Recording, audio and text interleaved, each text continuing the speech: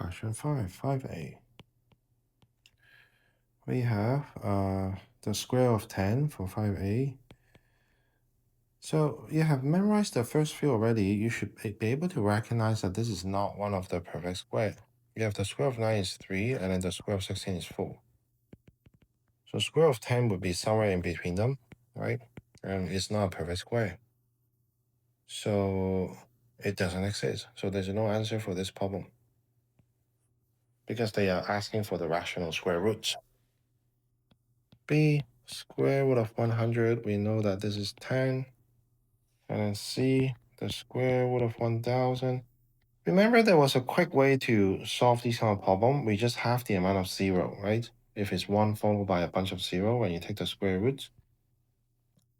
Because there are 3 zeros, so you cannot have 3, right? You cannot have 1.50. So this is why this is also no answer here. And then D, the square root of 36 will just be 6.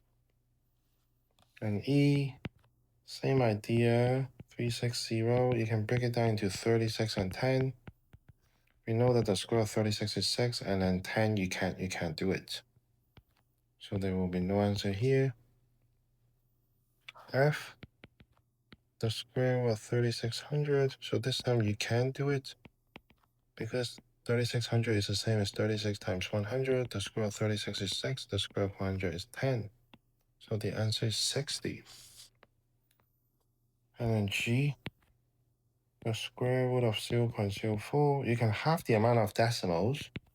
So the square of 4 is 2, and there are 2 decimal places here. So you have that, you get 1 decimal places. So the answer is 0.2. H, we have the square root of 0.004.